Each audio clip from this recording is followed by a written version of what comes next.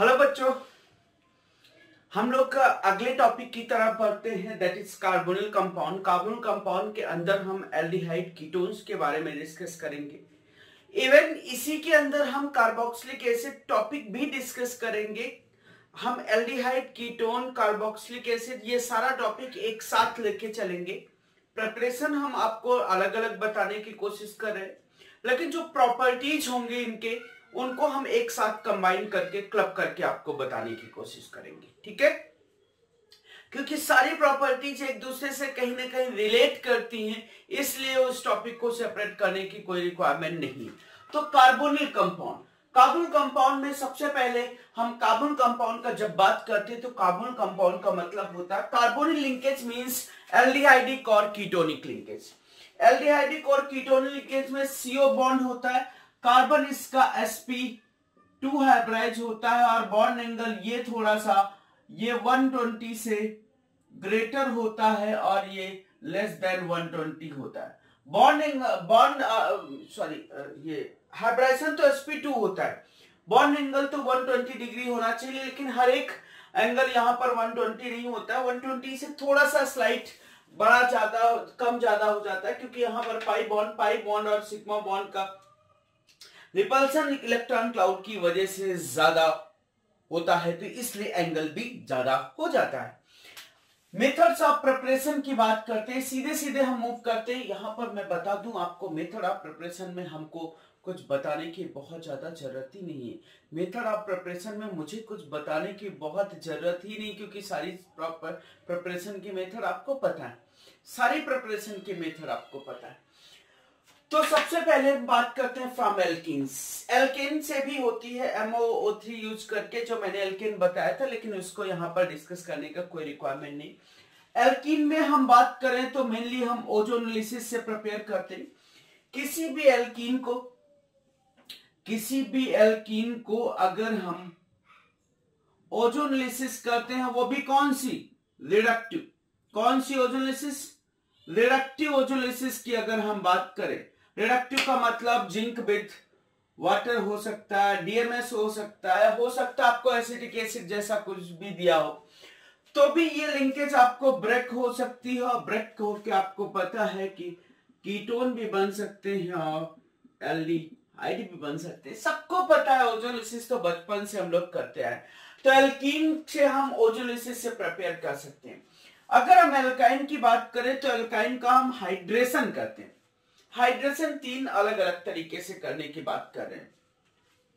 अगर मैंने एल्काइन की बात किया C ट्रिपल बॉन्ड CH, अगर इसको हम HgSO4 with dilute sulphuric acid, acidic medium में हाइड्रोलिसिस की बात करें, जिसको हम ओक्यूट रिएक्शन बोलते थे, मार्कोनी ऑफ एडिशन होता था और रीअरेंजमेंट वैसे भी एल्काइन में नहीं होता है, तो ये आपको पता होगा कि ये Markovnikov of addition double bond CH2 in and all undergo tautomerism होके ये एल्डिहाइड भी बन सकते हैं और कीटोन भी बन सकते हैं। सिर्फ और सिर्फ एस्टिलीन ही एल्डिहाइड बनाएगा, सिर्फ और सिर्फ एस्टिलीन ही एल्डिहाइड बनेगा, बाकी जितने भी एल्काइन होंगे सबका सब कीटोन का फॉर्मेशन करेंगे। दूसरा अगर हम बात करें तो याद करो HBO मतलब हाइड्रोबोरेशन ऑक्सीडेशन, HBO का मतलब B2S6 with THF and H2O2 in basic medium। Hydroboration oxidation alkyne का याद करो एंटी मार्कोनिक ऑफ एडिशन होता था, मतलब OH यहां जाएगा और H यहां जाएगा, OH इन एंड ऑल फिर से टाटोमेरिज्म कर लेगा और टाटोमेरिज्म होके इस केस में आपको एल्डिहाइड मिल जाएगा। सब बस समराइज करना है सर, सब आपको पता है। अगर यहां से OMDM की बात कर ले, OMDM मतलब ऑक्सीमर्क्यूरेशन डीमर्क्यूरेशन का मतलब मर्क्यूरिक एसिटेट ले विद वाटर ले, तो सर ऑक्सीमर्क्यूरेशन डीमर्क्यूरेशन में तो ये जो एल्काइन होता था, एल्काइन का मार्कोनिक ऑफ एडिशन होता है,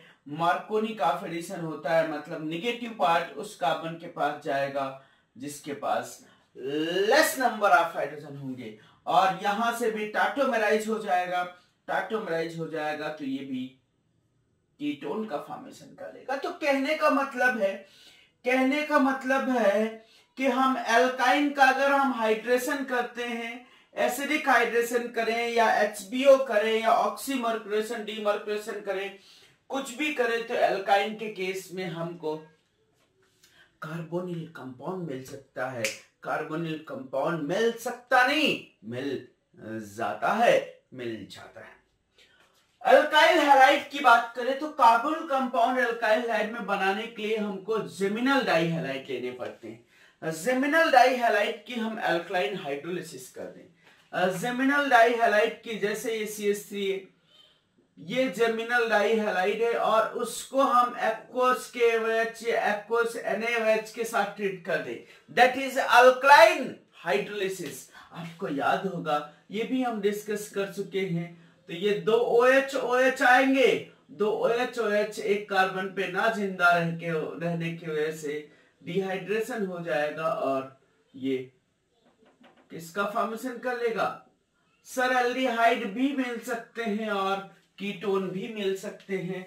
ऐसे अगर जेमिनल डाइहैलाइड ले ले, एक ही कार्बन पे दो हैलोजन लगे हों, इस केस में अल्कलाइन हाइड्रोलिसिस कर ले, एक्वस NaOH ले ले, SN2 रिएक्शन होती है एक्वस NaOH KOH के साथ, तो ये CH3 C से क्या लग जाएंगे, दो OH लग जाएंगे और ये CH3 बन जाएगा।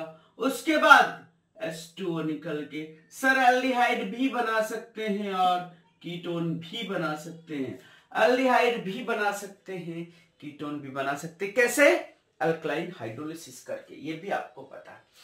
दूसरा, हम अल्कोहल का, अगर हम अल्कोहल से प्रिपेयर करने की बात करें अल्काइल हैलाइड के बाद, अल्कोहल से प्रिपेयर करने की बात करें अल्काइल हैलाइड के बाद, तो भी हम प्रिपेयर कर सकते हैं using mild oxidising agent. Mild oxidising agent याद करो माइल्ड ऑक्सीडाइजिंग एजेंट कौन कौन से? एक तो हम फेंटॉन्स रीजन भी ले सकते हैं, दूसरा हम आपको PCC भी ले सकते हैं, दूसरा PDC पेरिडोनियम डाइक्रोमेट ले सकते हैं, और एक CrO3 विद एसीटोन ले सकते हैं। अगर हम एक्वस एसीटोन लेते हैं या एसिडिक मीडियम लेते हैं तो उस केस में वो स्ट्रॉन्ग ऑक्सीडाइजिंग एजेंट की तरह काम करने लगता है। ये सब मैंने माइल्ड ऑक्सीडाइजिंग एजेंट बताया। Mild oxidising agent primary alcohol है, तो ये मैंने अल्कोहल टॉपिक में ऑक्सीडेशन टॉपिक आपको बताया था। प्राइमरी अल्कोहल है तो this get oxidise into aldehyde, primary alcohol aldehyde में कन्वर्ट हो जाता है। और इवन हम तो कॉपर एट 300 डिग्री सेल्सियस भी ले सकते हैं डिहाइड्रोजनेशन, हाइड्रोजन रिमूव करने के लिए। सब पीछे का आपको अल्कोहल टॉपिक में ऑक्सीडेशन बहुत अच्छे से बताया है मैंने। सेकेंडरी अल्कोहल का अगर हम ऑक्सीडेशन करते हैं माइल्ड ऑक्सीडाइजिंग एजेंट से तो आपको कीटोन मिलता है। सेकेंडरी अल्कोहल का माइल्ड ऑक्सीडाइजिंग एजेंट से कीटोन मिलता है, जबकि tertiary alcohol not get oxidize. Tertiary alcohol का माइल्ड और स्ट्रॉन्ग कोई भी ऑक्सीडाइजिंग एजेंट ऑक्सीडाइज नहीं कर पाते हैं। माइल्ड और स्ट्रॉन्ग कोई भी ऑक्सीडाइजिंग एजेंट ऑक्सीडाइज नहीं कर पाते हैं। किसको? टर्सरी अल्कोहल को।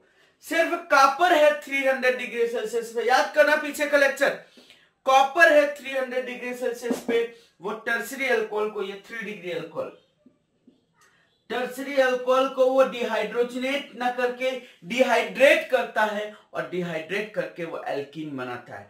टर्सरी अल्कोहल को 300 डिग्री सेल्सियस पे कॉपर के साथ अगर ले लेते हैं कॉपर एट 300 डिग्री सेल्सियस, तो उस केस में एल्कीन बन जाता है। बाकी कोई ऑक्सीडाइजिंग एजेंट उसको ऑक्सीडाइज और डिहाइड्रोजनेट नहीं करते। और अगर हम स्ट्रॉन्ग ऑक्सीडाइजिंग एजेंट का बात करें, in case of strong oxidizing agent, strong oxidizing agent मैंने आपको बताया था कि MnO4 भी हो सकते हैं, K2Cr2 भी हो सकते हैं, वो अगर या CrO3 विद सल्फ्यूरिक एसिड हो सकते हैं। तो स्ट्रॉन्ग ऑक्सीडाइजिंग एजेंट यूज किया आपने तो प्राइमरी अल्कोहल अभी भी किस में जाना है सर? प्राइमरी अल्कोहल अभी एल्डिहाइड में नहीं जाना है, अभी सर कार्बोक्सिलिक एसिड में चला जाना है। प्राइमरी अल्कोहल उतने कार्बन का कार्बोक्सिलिक एसिड बन जाना है। प्राइमरी अल्कोहल के केस में उतने कार्बन का कार्बोक्सिलिक एसिड बन जाना। साहब प्राइमरी अल्कोहल के केस में उतनी कार्बन का कार्बोक्सिलिक एसिड बन जाना है, जबकि सेकेंडरी अल्कोहल में अभी भी कीटोन ही बनना है।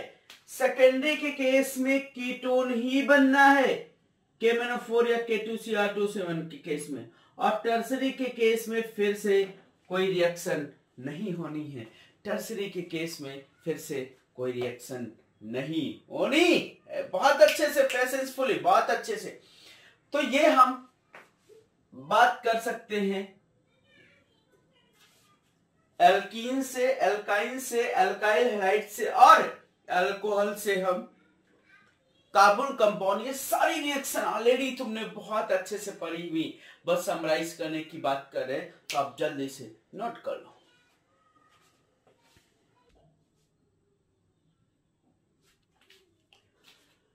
यस, देखो अब हम ग्रिग्नार्ड रिएजेंट यूज कर रहे हैं by using Grignard reagent. Grignard reagent अगर यूज कर रहे हैं हम तो कैसे प्रिपेयर करेंगे? क्या कार्बन कंपाउंड। बहुत अच्छे से, बहुत पहले हम लोगों ने ये टॉपिक बताया था जब carbanion as a nucleophile discuss किया है।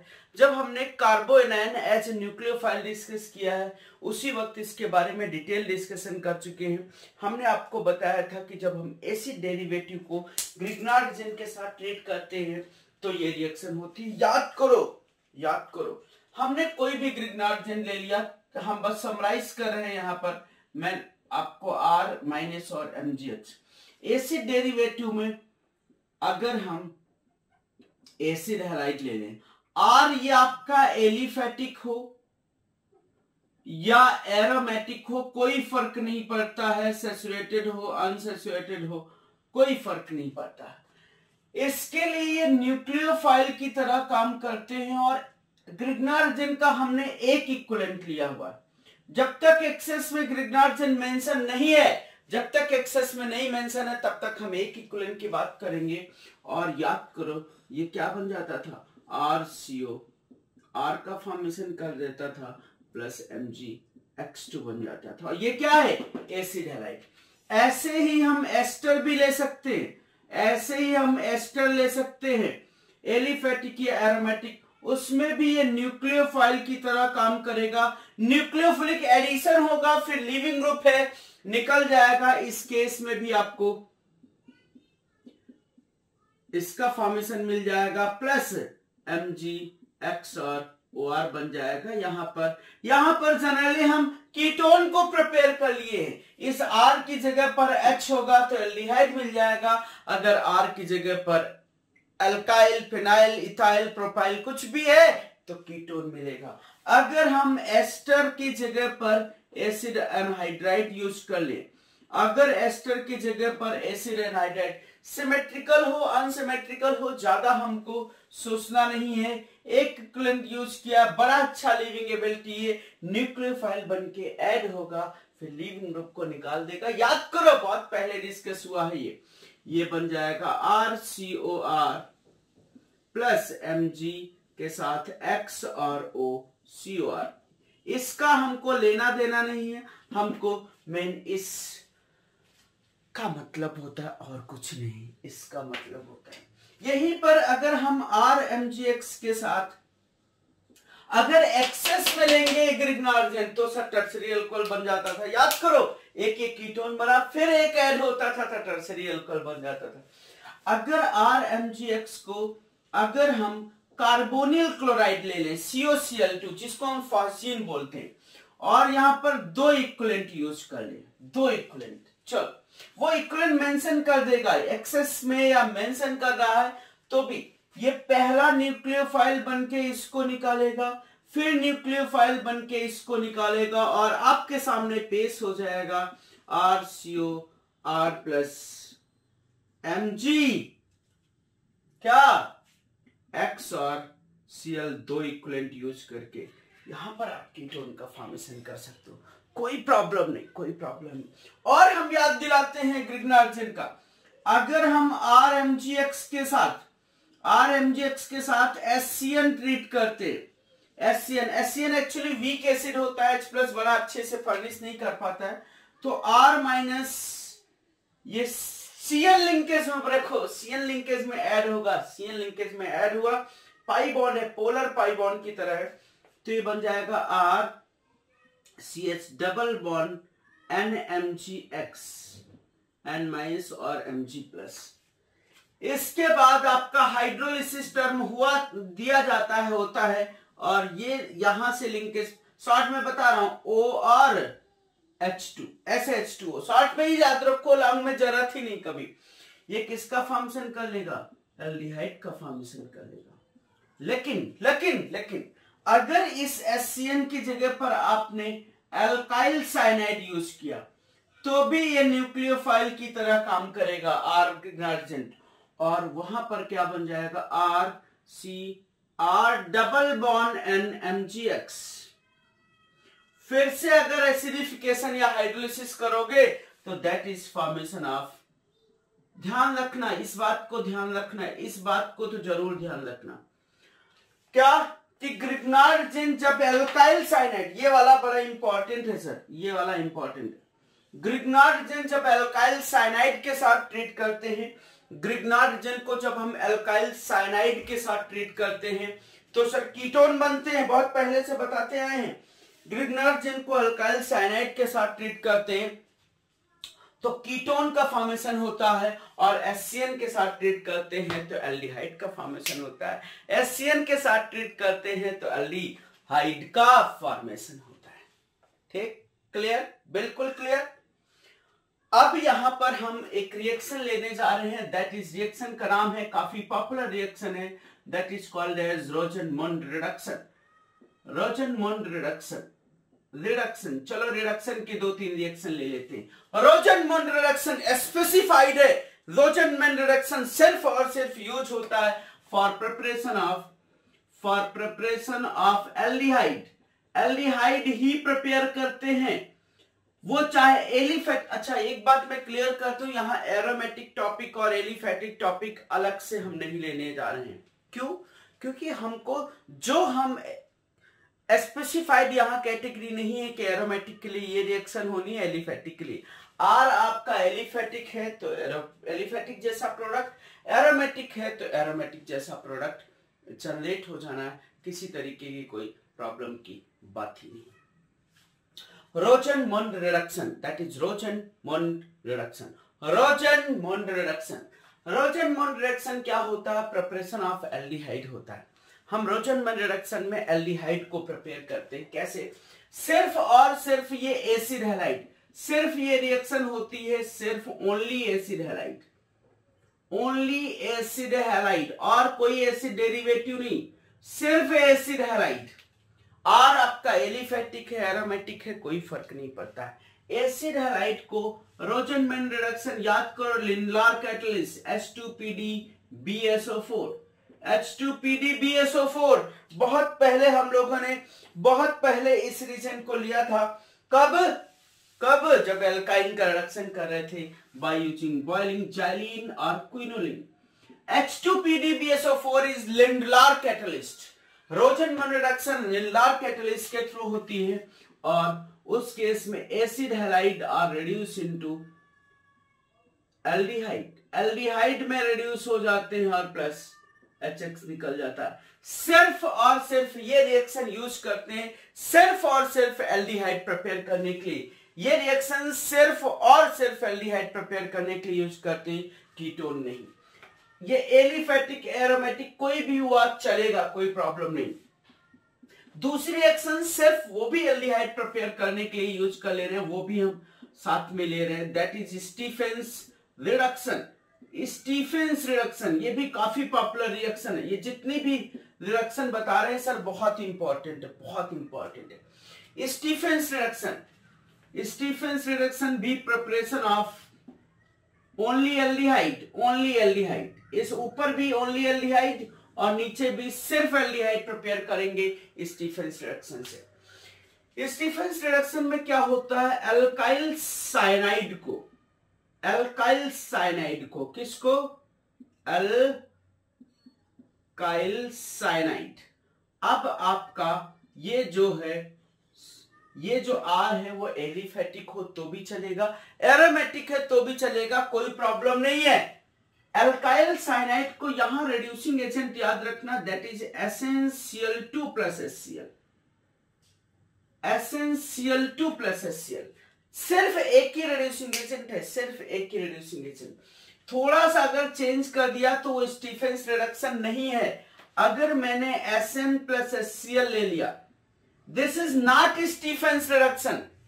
SnCl2 प्लस HCl, इसको मैं बता देता हूं, Sn प्लस HCl के साथ अगर रिड्यूस करते हैं तो that is formation of primary amine. दोनों पाई बॉन्ड ब्रेक होके प्राइमरी मीन बनाते हैं, लेकिन this is not Stephen's reduction. ये स्टीफेंस रिडक्शन है। SnCl2 प्लस HCl का पार्ट स्टीफेंस रिडक्शन है, ये स्टीफेंस नहीं है। इसलिए मैंने ये ले लिया कि कहीं आपको कंफ्यूजन न रहे कि Sn प्लस HCl का क्या रोल था, SnCl2 प्लस HCl का रोल क्या था। ऐसे समझो, Sn प्लस HCl बनाएगा SnCl4 प्लस 4 नेसेंट हाइड्रोजन बनाएगा। 4 नेसेंट हाइड्रोजन दोनों पाई बॉन्ड को ब्रेक कर लेगा। लेकिन SnCl2 प्लस HCl जब ब्रेक होगा तो SnCl4 बनाएगा और 2 नेसेंट हाइड्रोजन बनाएगा। ऐसे समझो, आपको क्लियर हो जाएगा। इस केस में सिर्फ एक पाई बॉन्ड ब्रेक होगा और ये बन जाएगा RCH डबल बॉन्ड NH, एक पाई बॉन्ड ब्रेक होगा। उसके बाद फर्दर क्या होता है, फर्दर इसकी हम हाइड्रोलिसिस करते हैं। ये साथ में ही लिखा होता है, SnCl2 प्लस HCl साथ में लिखा होता है। हाइड्रोलिसिस करते हैं, शॉर्ट में बता रहे हैं O और H2। शॉर्ट में बहुत जरूरत ही नहीं सर, इसकी मैकेनिज्म का बहुत झंझट भी नहीं उठाना। ये क्या बन जाएगा, that is formation of only RCHO plus ammonia. Only aldehydes can be prepared, only aldehydes can be prepared by Stefan's reduction.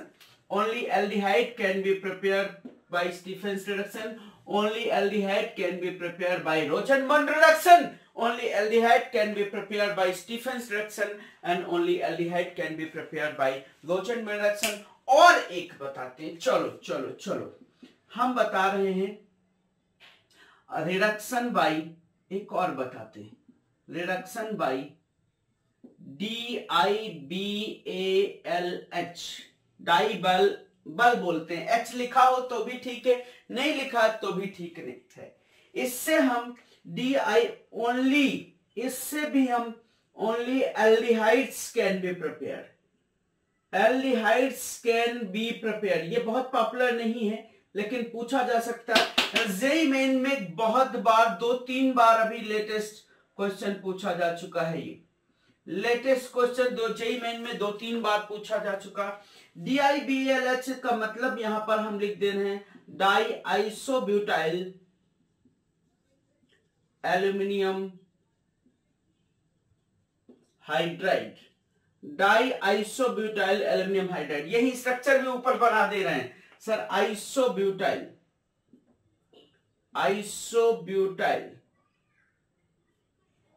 diisobutyl aluminum hydride. This is isobutyl linkage, diisobutyl aluminum hydride. This is DIBALH. सीधे डाइबल के नाम से बहुत popular है, आपको reagent डाइबल ही मिल जाता है। Reduction by DIBALH, DIBAL. ये सिर्फ और सिर्फ 2 लोगों के रिडक्शन के लिए यूज होता है, सिर्फ और सिर्फ 2 लोगों के रिडक्शन के लिए यूज होता है। एक हमारे लिए एस्टर होते हैं, कोई भी एस्टर एलिफेटिक हो या एरोमेटिक हो, और एक हमारे लिए साइनाइड होते हैं। इनमें एस्टर हो या साइनाइड हो, एल्काइल साइनाइड या एस्टर जो भी हो, एलिफेट आर जो ग्रुप जो भी, ये सर ये तो निकल ही जाना, ये आर ग्रुप एलिफेटिक हो चाहे ये आर ग्रुप एरोमेटिक हो, सिर्फ 2 के लिए यूज करते हैं। 2-3 बार एस्टर के लिए जेईई मेन में पूछा गया है क्वेश्चन। जब इसको DIBAL के साथ ट्रीट करते हैं, BLH लिखा हो ना लिखा हो दोनों एक चीज है। एस्टर से भी एल्डिहाइड बनते हैं और साइनाइड से भी एल्डिहाइड का फॉर्मेशन होता है। This reaction is also only used for aldehyde, either aliphatic or aromatic. ये रिएक्शन सिर्फ और सिर्फ एल्डिहाइड बनाने के लिए यूज करते हैं। वो एल्डिहाइड एलिफेटिक भी हो सकता है, इस एल्काइल ग्रुप के लिए डिपेंड कर। अच्छा, दूसरी लिंकेज को किसी को नहीं रिड्यूस करता है। DIBLH दूसरी लिंकेज को किसी को रिड्यूस नहीं करता है, दूसरी किसी को रिड्यूस नहीं करता है। DIBLH सिर्फ और सिर्फ एस्टर को एल्डिहाइड में रिड्यूस करने के लिए यूज होता है और साइनाइड को भी एल्डिहाइड में ही रिड्यूस करने के लिए यूज होता है, और कहीं पर किसी के लिए इसको हम अलग से यूज नहीं करते हैं। समझ में आएगा? कुछ जगह पर एक्चुअली कार्बोक्सिलिक एसिड का भी दिया हुआ पार्ट, लेकिन वो हम कंसीडर नहीं कर रहे। कुछ जगह पर कार्बोक्सिलिक एसिड को भी एल्डिहाइड में रिड्यूस करने के लिए पार्ट दिया हुआ है। तो ये ग्रिग्नार्ड जेन का है, ये भी एक तरीके से रिडक्शन है। हमने एसिड डेरिवेटिव को रिड्यूस करके ही कार्बन कंपाउंड बनाया।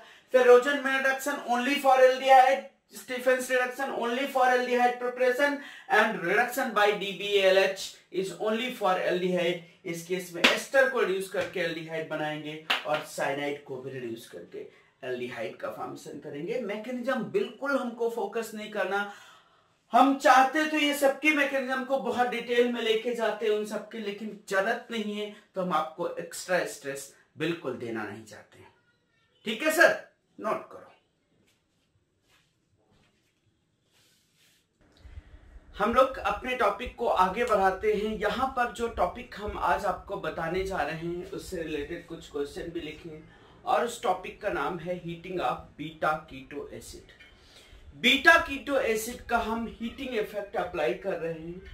बेसिक नाम यही है, लेकिन इसका मतलब ये नहीं कि बीटा कीटो ही लिंकेज होनी चाहिए, बीटा कार्बोनिल लिंकेज ही होनी चाहिए। उसकी जगह पर दूसरी लिंकेज का भी फैक्टर इन्वॉल्व हो सकता है, लेकिन जो बेसिक डेफिनेशन है that is called as beta heating of beta keto acid. जैसे हमने लास्ट लेक्चर में आपको डीकार्बोक्सिलेशन ऑफ कार्बोक्सिलिक एसिड बताया था। अच्छा हाँ, उस पे हम शायद उसका प्रॉपर रिएक्शन का सब कुछ बता गए, लेकिन शायद उसका जो नाम बहुत पॉपुलर नहीं है, लेकिन नाम से वो रिएक्शन जानी जाती है। एक रिएक्शन, उस रिएक्शन का नाम भी होता है हीटिंग ऑफ मतलब डीकार्बोक्सिलेशन ऑफ कार्बोक्सिलिक एसिड, जिसका नाम है ओकूड रिएक्शन, OAKWOOD, ओकूड रिएक्शन के नाम से भी जानी जाती है, लेकिन बहुत ज्यादा पॉपुलर नाम नहीं है, लेकिन कहीं कहीं आपको मिल सकता है ओकूड रिएक्शन। तो ओकूड रिएक्शन भी एक डीकार्बोक्सिलेशन ऑफ कार्बोक्सिलिक एसिड है by using soda lime. Soda lime use करके हम कार्बोक्सिलिक एसिड का डीकार्बोक्सिलेशन कर रहे हैं, उसको हम ओकूड रिएक्शन के नाम से जानते हैं। अभी यहाँ पर heating of beta keto acid का पार्ट है। जब हम बीटा की कोई एक्सटर्नल रीजन की जरूरत नहीं, सिर्फ हीटिंग इफेक्ट है। जैसे अगर मैंने ये हमने लिया RC double bond O CH2 C double O OH, ये अल्फा कार्बन है और ये बीटा कार्बन। बीटा पोजीशन पे कीटोनिक लिंकेज हो या एल्डिहाइडिक लिंकेज हो, इसको हम सिंपली हीट करते हैं। तो हीट जब करते हैं तो ये डीकार्बोक्सिलेशन होता है, और डीकार्बोक्सिलेशन होके एक कार्बन कम का कंपाउंड बन जाता है। डीकार्बोक्सिलेशन होके एक कार्बन कम का कंपाउंड बन जाता है। तो ये भी एक रिएक्शन एग्जांपल हो सकती है डिग्रेडेशन रिएक्शन। डिग्रेड हो जाना, जो भी कार्बन जितने चाहिए उससे कम कार्बन हो जाना, इसलिए इसको हम डिग्रेडेशन रिएक्शन की भी कैटेगरी में रख सकते हैं। ऐसा क्या होता होगा हीटिंग इफेक्ट, जो ये डीकार्बोक्सिलेशन हो गया होगा हीटिंग इफेक्ट से। अच्छा, ये बीटा पोजीशन पे सिर्फ कीटो लिंकेज ही नहीं, कोई भी अल्फा कार्बन से अटैच्ड कोई भी स्ट्रॉन्ग माइनस आई ग्रुप चाहिए। अल्फा कार्बन से अटैच्ड स्ट्रॉन्ग माइनस आई group attached eight alpha carbon, ये एक कंडीशन होनी चाहिए, attached eight alpha carbon. Alpha carbon से ये CO लिंकेज भी हो सकती है, CO लिंकेज भी हो सकती है, CHO भी हो सकती है, NO2 भी हो सकती है, NO भी हो सकती है, CN भी हो सकती है। इस तरीके से और भी मैंने लिंकेज लिखा हुआ है, लेकिन पॉपुलर ये सिर्फ है बीटा कीटो एसिड से। तो ये स्ट्रॉन्ग माइनस आई ग्रुप अगर बीटा पोजीशन को ऑक्युपाई कर रहे हैं, मतलब वो अल्फा पोजीशन से लगे हुए हैं, तो वहां पर हीटिंग करने पे कार्बोक्सिलिक एसिड लिंकेज अगर है तो डिकार्बोक्सिलेट हो जाएगी। ऐसा क्या होता होगा ये मैकेनिज्म में, देखते हैं। रिएक्शन जो जाती है इसमें reaction goes by 6 MCTS, 6 member cyclic transition state के थ्रू ये रिएक्शन जाती है। 6 मेंबर साइक्लिक ट्रांजिशन स्टेट, इसमें कोई इंटरमीडिएट नहीं बनता है। जैसे वो को रिएक्शन में इंटरमीडिएट का फॉर्मेशन था कार्बन एंड, इसमें किसी तरीके के कोई इंटरमीडिएट का कोई कॉन्सेप्ट नहीं होता है, कोई इंटरमीडिएट का कोई कॉन्सेप्ट नहीं होता है। 6 मेंबर साइक्लिक ट्रांजिशन स्टेट से जाती है। मैकेनिज्म मैं आपको समझाता हूं, बहुत सिंप्लीफाइड रिएक्शन है मैकेनिज्म, बहुत सिंप्लीफाइड मैकेनिज्म है। होता क्या है कि जो ये मान लिया कि ये R है और ये C डबल बॉन्ड O है लिंकेज, और ये CH2 है और ये C डबल बॉन्ड O और ये OH है, ये लिंकेज है, ये कंपाउंड है। ये मैंने यही लिखा हुआ, इसको इस फॉर्म में लिखा हुआ है कि जिस चीजें आपको आसानी से समझ में आ जाए, इसलिए हमने ऐसे लिखा हुआ, this is C double OH linkage. और इसको अगर और थोड़ा सुंदर तरीके से लिख दे तो ये O हो जाएगा। तो बीटा पोजीशन पे स्ट्रॉन्ग माइनस आई ग्रुप लगा हुआ है, NO2 CN CO CHO को भी लिंकेज लगी हुई है। यहां पर सबसे पहले साइक्लाइजेशन होता है। कैसे साइक्लाइजेशन होता है, ये पोलर पाई बॉन्ड है, ये डिसोसिएट होता है। जब ये डिसोसिएट होता है तो इस लिंकेज के साथ ये एसिड बेस फैक्टर होता है, इस लिंकेज के साथ ये एसिड बेस फैक्टर होता है। बहुत ध्यान से समझना, 6 MCTS हम बनाने की बात करने जा रहे हैं। ये C है, ये O है, ये H है, ये O है, और ये CH2 है, और ये C है, और ये C डबल बॉन्ड O है, और ये लिंकेज है। देखो इसको मैं सिग्मा में ही कन्वर्ट कर दूं तो आपको ये समझ में आ जाएगा। ये एक्चुअली पाई बॉन्ड है, ब्रेक होता है तो पार्शियल पाई बॉन्ड में आता है, मतलब इसकी इधर ब्रेकिंग होती है, ये H ऐसे लीव करता है, और ये जब H ऐसे लीव करता है तो बहुत ध्यान से समझेंगे, बहुत ध्यान से समझेंगे, बहुत ध्यान से। इसमें मैं समझा रहा हूं, ये पाई बॉन्ड इधर भी ब्रेक होता है, इसका मॉलिक्यूल के अंदर एसिड बेस होता है, ये लिंकेज ऐसे लीव करती है और ये लिंकेज ऐसे लीव करती है। 6 MCTS, 6 member cyclic transition state से जाती है। ये reaction 6 member cyclic transition state से जाती है। मतलब अच्छा, बीच में अगर देखें तो ये एरोमेटिक कैरेक्टर भी आने लगता है इसमें, यहां पर पाई बॉन्ड का कैरेक्टर हो जाता है। चलो उसको छोड़ो, लीव द मैटर, कोई जरूरत नहीं उसके एरोमेटिसिटी बताने के लिए। यहां पर बस ये समझ में आया होगा कि 6 मेंबर साइक्लिक ट्रांजिशन स्टेट से जाता है, कोई इंटरमीडिएट का फॉर्मेशन नहीं होता है, किसी तरीके के किसी इंटरमीडिएट का फॉर्मेशन नहीं होता है। 6 मतलब 1 2 3 4 5 6 मेंबर जाता है। अब ध्यान से समझो, हुआ क्या होगा, ये R है, ये C है, ये लिंकेज OH में चला गया होगा, ये OH में चला गया होगा, और ये डबल बॉन्ड CH2 में चला गया होगा। देखो ये माइनस प्लस में बना होगा, ये माइनस में, और प्लस क्या निकल गया होगा, कार्बन डाइऑक्साइड, कार्बन डाइऑक्साइड। अब देखो this is in and all, this is इनॉल। इनॉल का क्या होना है सर, टाटोमेरिज्म होना है, इनॉल का टाटोमेरिज्म होना है, इनॉल का टाटोमेरिज्म होना है। जब इनॉल टाटोमेराइज हो जाता है, जब ये टाटोमेराइज हो जाएगी तो अपने आप कार्बोनिल लिंकेज में ये कन्वर्ट हो जाएगा, अपने आप कार्बोनिल लिंकेज में कन्वर्ट हो जाएगा। कितना आसान सा, बहुत सुंदर सा सवाल, बहुत सुंदर सा क्वेश्चन, बहुत इजी सा क्वेश्चन। हमको CO2 निकाल देना, यहां जो H होगा या D होगा वो इससे लगा देना, सीधे सीधे से क्वेश्चन।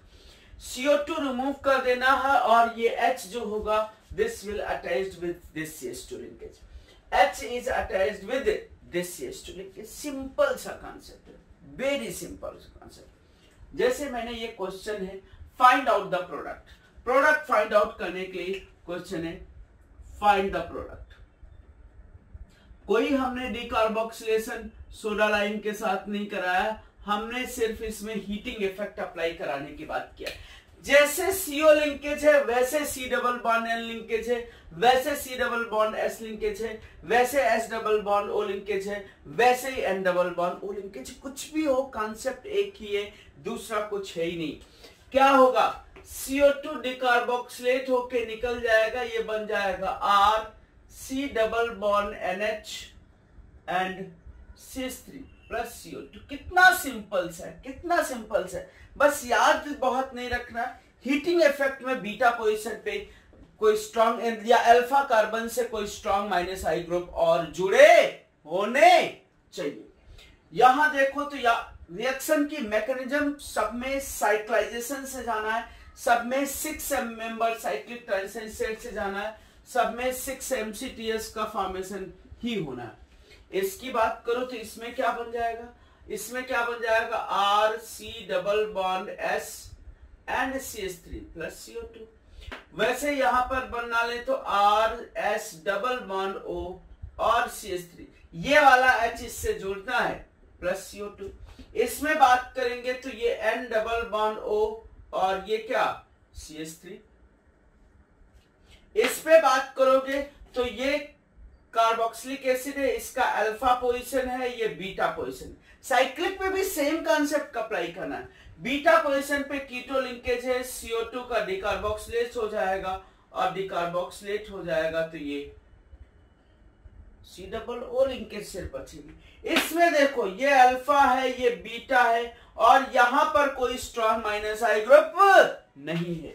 जब ग्रुप नहीं है तो इसमें भी इस CO2 का डिकार्बोक्सिलेशन होना है और इस CO2 का जब डिकार्बोक्सिलेशन होना है तो ये C डबल H बन जाना है और ये CO लिंकेज बन जाना है। इसमें भी CO2 निकल जाना है और इसमें भी CO2 निकल जाना है। सिंपल से मैंने ये लिखा हुआ है, कोई बात नहीं। C डबल H की जगह पर SO3 लिंकेज हो तो भी सेम कॉन्सेप्ट होना, सेम कॉन्सेप्ट अप्लाई करना है। यहां से सल्फर ट्राइऑक्साइड निकाल देना है और ये C double bond O CH3 बन जाना है प्लस CO2 की जगह पर SO3H गैस निकल जानी। बस सिंपल सा। और अगर एक क्वेश्चन हम देने की कोशिश करें, मतलब अगर ये C डबल बॉन्ड O है, ये C डबल OH है, ये C डबल OH है, ये C डबल OH लिंकेज है और ये C डबल बॉन्ड O है, ये C डबल OH है, इसको हम सिर्फ हीट कर दे। बहुत सुंदर सा सवाल, इसको सिर्फ हीट कर दे तो सर इसके लिए ये भी अल्फा है और ये बीटा है, ये अल्फा है, ये बीटा है, ये अल्फा है, ये बीटा है, ये अल्फा है, ये बीटा है। क्या करोगे, क्या करोगे, क्या करोगे? हीटिंग इफेक्ट में ये भी CO2 निकल जाना, ये भी CO2 निकल जाना, ये भी CO2 निकल जाना है और ये भी CO2 निकल जाना है। मतलब जितने भी कार्बन डाइऑक्साइड हैं वो सब के सब CO2 लिंकेज को निकल जाना है। यहां अलग चीज थी, यहां पर इस पोजीशन पे कोई स्ट्रॉन्ग माइनस आई माइनस एम ग्रुप नहीं लगा था अल्फा पे और उसके साथ 4 इक्विवेलेंट ऑफ CO2 रिमूव। बहुत छोटा सा कॉन्सेप्ट, बहुत इजी सा concept, heating of beta keto acid. नाम बीटा कीटो एसिड है लेकिन बीटा पे सिर्फ कीटो लिंकेज चाहिए ऐसा कोई जरूरी नहीं है। बीटा पोजीशन पे सिर्फ कीटो लिंकेज चाहिए ऐसा कोई जरूरी नहीं। स्ट्रॉन्ग माइनस आई ग्रुप का भी काम चल जाएगा। और मैं यहां पर एक और लिखना चाहूंगा, अगर हम इनको भी हीट कर दें CH3 CH double bond CH और CH2 C डबल OH, या इनको हीट कर दें CH3 CHC triple bond CHC और CH2 और C डबल OH, तो भी आपको सेम कॉन्सेप्ट अप्लाई कर लेना, सेम कॉन्सेप्ट अप्लाई कर लेना। हीटिंग में सेम कॉन्सेप्ट अप्लाई कर लेना। तो डबल बॉन्ड ट्रिपल बॉन्ड का भी कॉन्सेप्ट हमको कहीं दिखाई दे सकता है, वो भी तो माइनस आई इफेक्ट ऑपरेट करेंगे C डबल OH के लिए। वो भी तो माइनस आई इफेक्ट ऑपरेट करेंगे। लेकिन नॉर्मल कार्बोक्सिलिक एसिड हो, जैसे एसिटिक एसिड हो, ethanoic acid, propanoic acid, butanoic acid, उसको आप अगर हीट करोगे डायरेक्टली तो डिकार्बोक्सिलेशन नहीं होना है, वहां पर डिग्रेडेशन नहीं होना है। समझ गया होगा? छोटा सा टॉपिक, बहुत आसान सा, heating of beta keto acid, और उससे रिलेटेड 2-4-6 क्वेश्चन में भी आप क्लियर हो गए, नोट कर लो।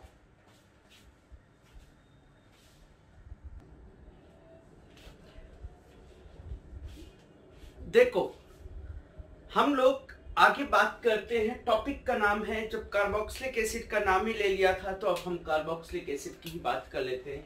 Heating of di carboxylic acid, di carboxylic acid का heating effect. Heating of di carboxylic acid, 2 carboxylic acid linkage है, उसके हम हीटिंग इफेक्ट की बात करें।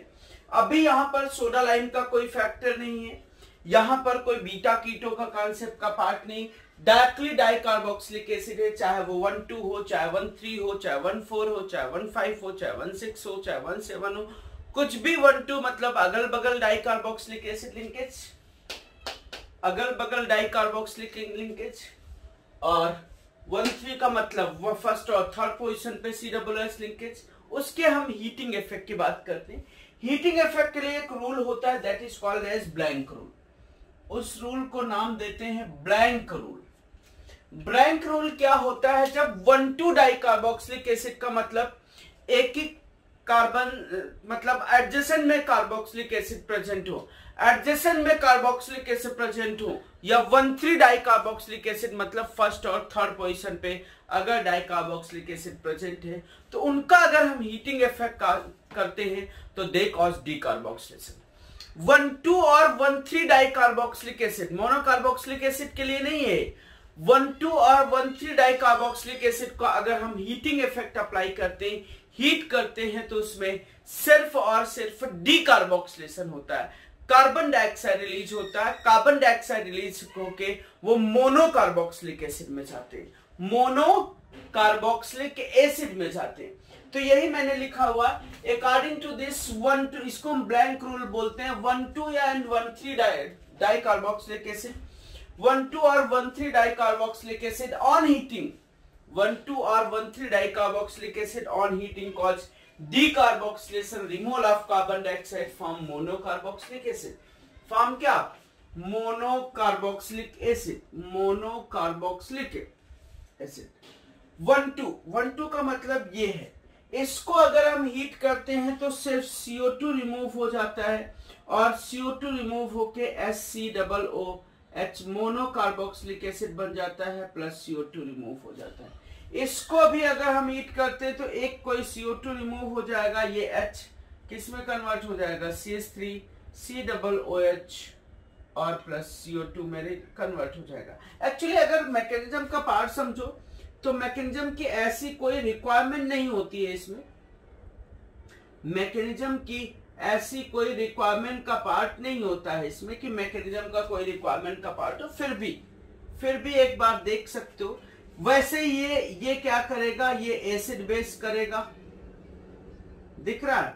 ये एसिड बेस करेगा, O- इसको H देगा, ये यहां से निकल जाएगा और ये यहां से निकल जाएगा। देखो देखो देखो देखो, देखने की कोशिश करना। ये क्या बन जाना है? CO2 यहां से निकल जाना है, और ये क्या बन जाना है? CH2 माइनस ना, और फिर ये C पे प्लस ना, और ये OH और ये OH, 2 OH बन जाने सर, अपने आप इनका एसिड बेस हो जाना है, ये H यहां से यहां शिफ्ट हो जाना है और आपका ये प्रोडक्ट बन जाना। मैकेनिज्म देखने की जरूरत नहीं, छोड़ दो, कोई रिक्वायरमेंट नहीं, बस आपको कॉन्सेप्ट याद रहना चाहिए, कॉन्सेप्ट का फैक्टर बिल्कुल क्लियर होना चाहिए कि क्या हम प्रोडक्ट बना रहे हैं। 1,2 या 1,3, अब यहां पर बाकी कितनी बड़ी चेन हो, फिनाइल मिथाइल इथाइल कुछ भी लगा हो, उससे फर्क नहीं पड़ता, वो जैसे हैं वैसे की वैसे रहेंगे, उसमें कोई फर्क नहीं पड़ता है। ये 1 2 3 1 3 हो गया और ये 1 2 हो गया। आपको याद होगा एक 1 2 1 3 के लिए हम लोगों ने कॉन्सेप्ट कभी पढ़ा था, ओम्स ओम्स गैप। ओम्स गैप मतलब अगर दो कार्बन का डाइकार्बोक्सिलिक एसिड है तो हम ऑक्जेलिक एसिड बोलते हैं। बहुत पहले नॉमेनक्लेचर पर है। 2 कार्बन का डाइकार्बोक्सिलिक एसिड है तो ऑक्जेलिक एसिड है। 3 कार्बन का डाइकार्बोक्सिलिक एसिड है तो मैलोनिक एसिड है। 4 कार्बन का डाइकार्बोक्सिलिक एसिड है तो सक्सिनिक एसिड है 1/4 लेकिन, और 5 कार्बन पे 1/5 में डाइकार्बोक्सिलिक एसिड है तो ग्लूटेरिक एसिड है। 1/6 में अगर डाइकार्बोक्सिलिक एसिड है तो उसको एडिपिक एसिड बोलते हैं, और 1/7 में नहीं, हाँ 1, 2, 1, 3, 1, 4, 1, 5, 1, 6 और 1/7 में हम पाइमेटिक एसिड के नाम से जानते हैं। ओम्स गैप नाम भी याद रखो, चाहे तो पूछे कि सक्सिनिक एसिड को हीट करने पे क्या बनेगा। सक्सिनिक एसिड का मतलब 1/4 डाइकार्बोक्सिलिक एसिड। देखो 1/4 and 1/5 dicarboxylic acid on heating release water. 1/4 और 1/5 डाइकार्बोक्सिलिक एसिड फर्स्ट और फोर्थ पोजीशन पे लगा हो COOH, बाकी कहीं क्या लगा हो कोई फर्क नहीं पड़ता।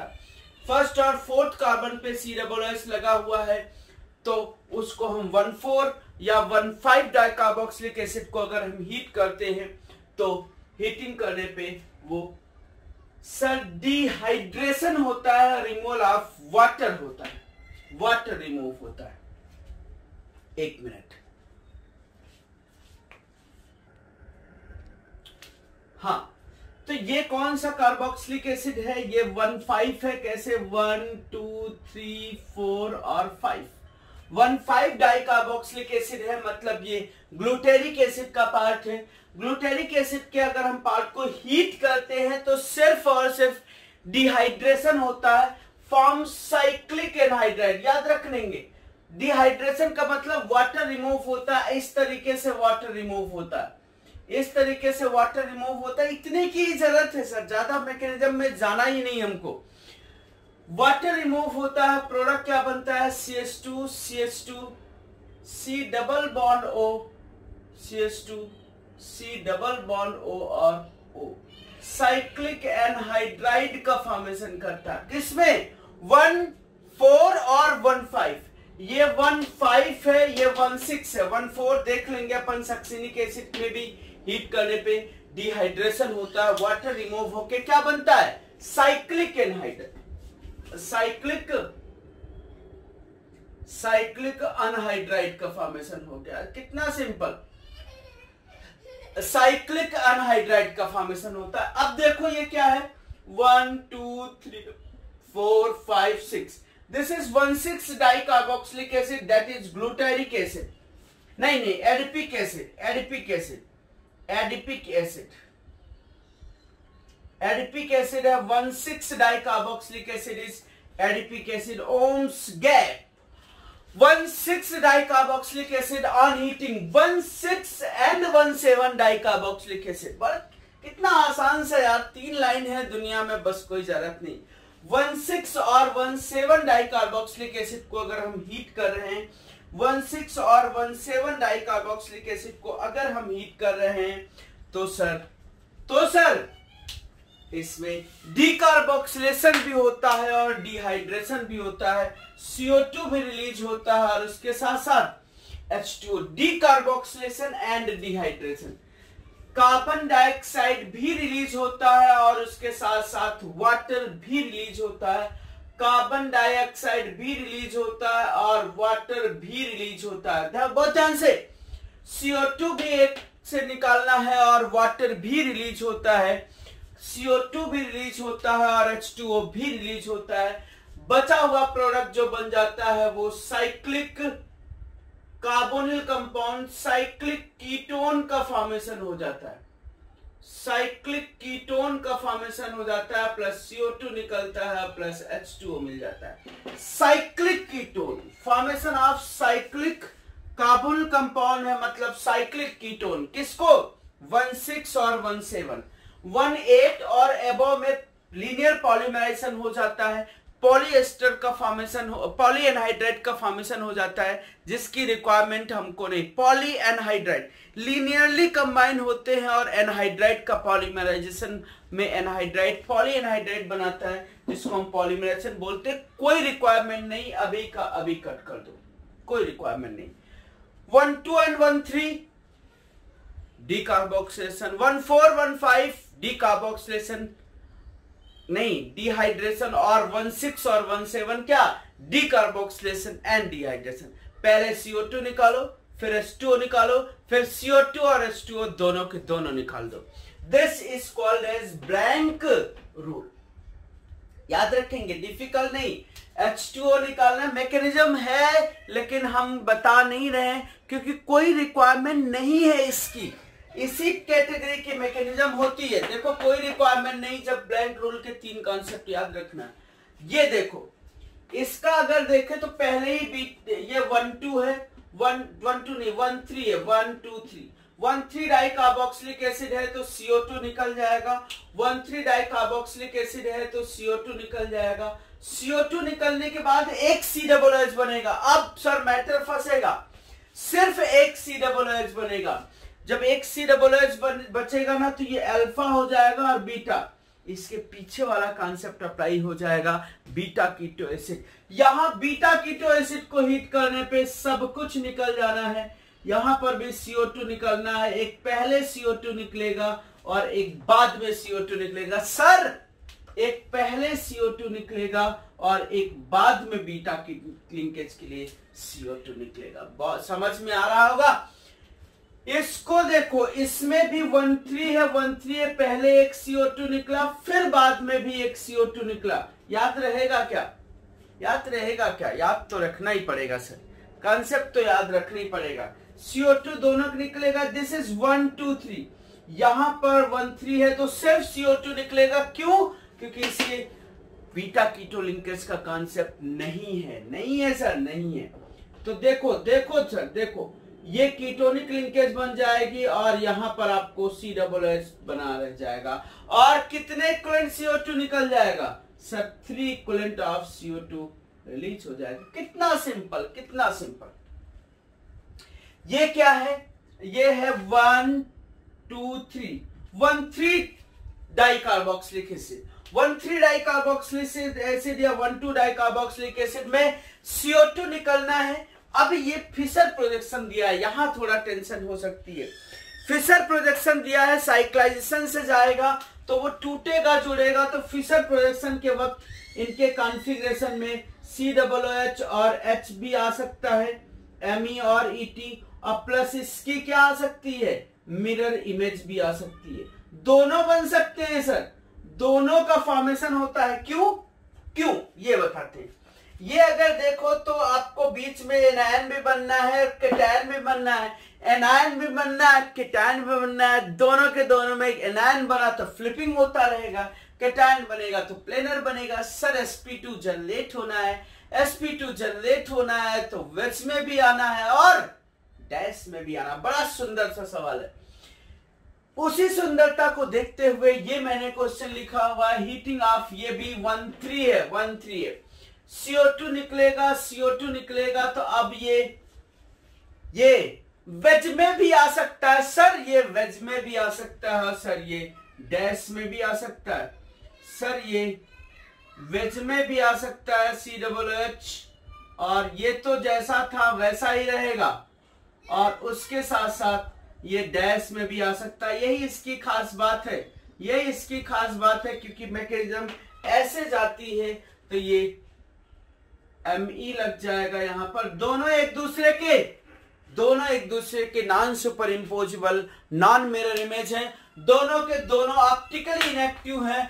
दोनों के दोनों एक दूसरे के डायस्ट्रीमर्स हैं। These are diastereomeric pair. ये देखो 9th क्वेश्चन, वो भी देख लेते हैं। इसमें इसका कॉन्फ़िगरेशन फिक्स है, फिर से डीकार्बोक्सिलेशन होगा 1,3। तो कितना सिंपल सा क्वेश्चन। ये अगर COOH का भी आएगा, ये D तो जैसा था वैसा ही रहना, और उसके साथ साथ ये आपका प्रोडक्ट भी आ जाना है। दोनों यहां पर भी एक दूसरे के दोनों यहां पर भी एक दूसरे के डायस्ट्यूमर्स बन जाएंगे, दोनों यहां पर भी एक दूसरे के डायस्ट्यूमर्स बन जाएंगे, non super imposable, non mirror image of each other. ये भी एक प्रोडक्ट बन जाएगा और ये भी एक प्रोडक्ट बन जाएगा। ना समझ में आए तो ये मैकेनिज्म जो बताई है इससे चले जाओ। इस समय स्टीरियोकेमिस्ट्री अगर दी भी है तो डिकार्बोक्सिलेट होने के बाद उसकी स्टीरियोकेमिस्ट्री मैटर नहीं करेगी। अगर फाइनल में कायरल जनरेट हो रहा है तो उसका डी भी जनरेट होगा और उसका एल भी जनरेट होगा, लेकिन ऑलरेडी यहां पर एक कायरल था, दोनों एक दूसरे के non super imposable non mirror image होंगे। बहुत सिंपल, फिर से मैं एक बार बोल दे रहा हूं कि ये जो ब्लैंक रूल है, blank rule is applied for heating of dicarboxylic acid. Blank rule concept is applied for heating of dicarboxylic acid. Blank rule concept is applied for heating of dicarboxylic acid.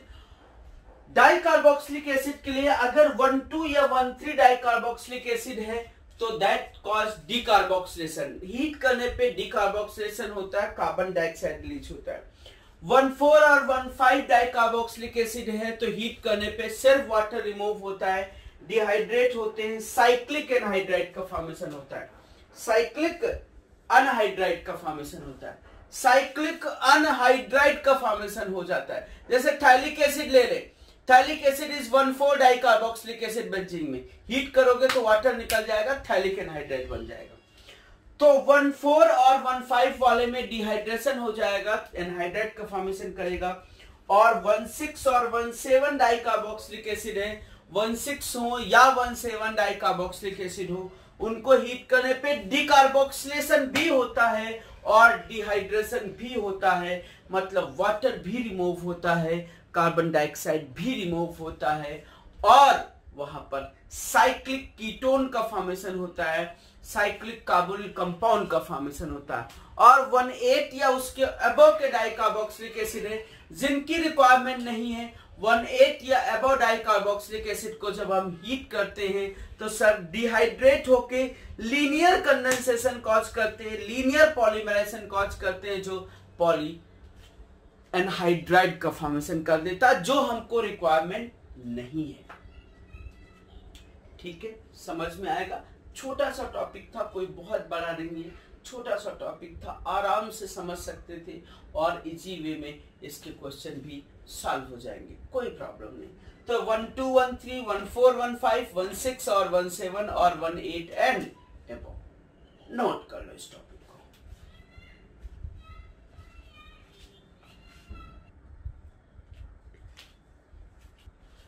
Yes, एक और छोटा सा topic आपको बताते हैं, that is बड़ा interesting, बड़ा popular, that is dry distillation of calcium और barium salt of carboxylic acid. Sodium salt नहीं, पोटेशियम सॉल्ट नहीं, किसके सॉल्ट? कैल्शियम और barium salt of carboxylic acid.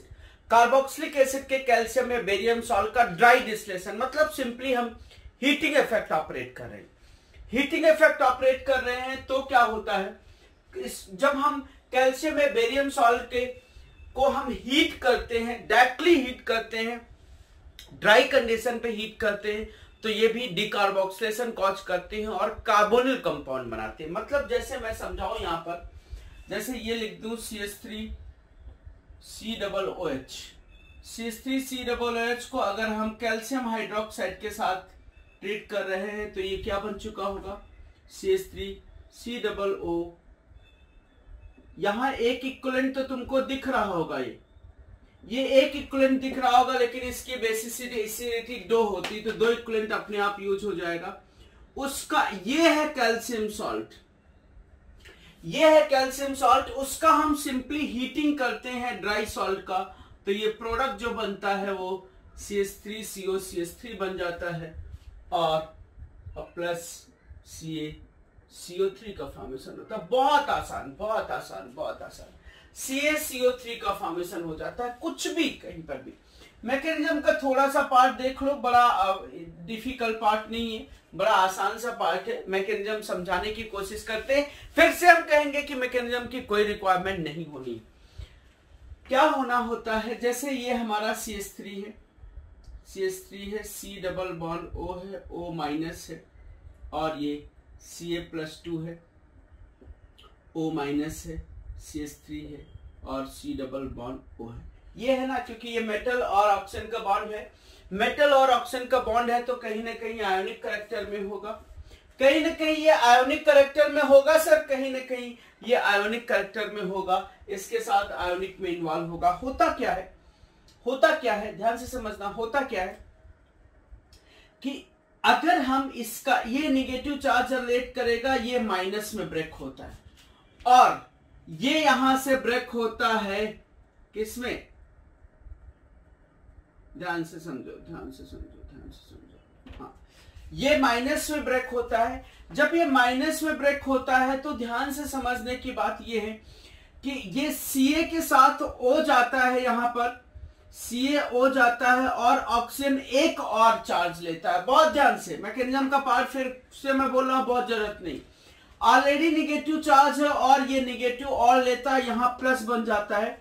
मतलब ये ऐसे जनरेट होता है क्या, CH3 C double bond O plus और ये CH3 माइनस, ये CH3 माइनस इसके साथ कंबाइन हो जाता है, ये CaO बनता है और ये बन जाता है CH3 COCH3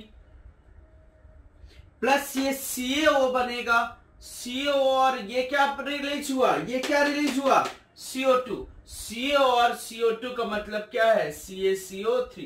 कोई क्लाइम में कार्बन डाइऑक्साइड पास करोगे, कोई क्लाइम में कार्बन डाइऑक्साइड पास करोगे, कोई क्लाइम में कार्बन डाइऑक्साइड अगर पास करोगे तो कैल्शियम कार्बोनेट का फॉर्मेशन होगा। अगर ये दोनों लिंकेज डिफरेंट है, एज्यूम करें एक R डैश है, O माइनस है और एक R है, O माइनस है, दोनों डिफरेंट हैं, अगर लिंकेज दोनों डिफरेंट है यहां पर, तो क्या होता है, ये भी R माइनस के फॉर्म में निकल सकता है और ये भी R माइनस के फॉर्म में निकल सकता है।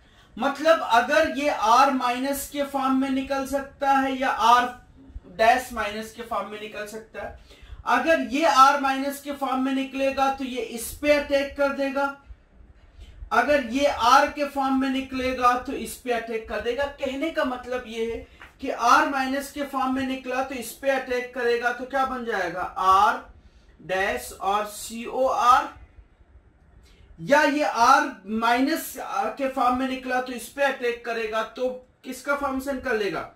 ध्यान से समझना, ध्यान से समझना, यहां पर एक बात बहुत ध्यान से समझना, R डैश इस पे भी अटैक कर सकता है और R डैश इस पे भी अटैक कर सकता है, और ये R जो है R इस पे भी अटैक कर सकता है। नहीं समझ में आ रहा होगा, मैं अभी आपको समझाता हूं।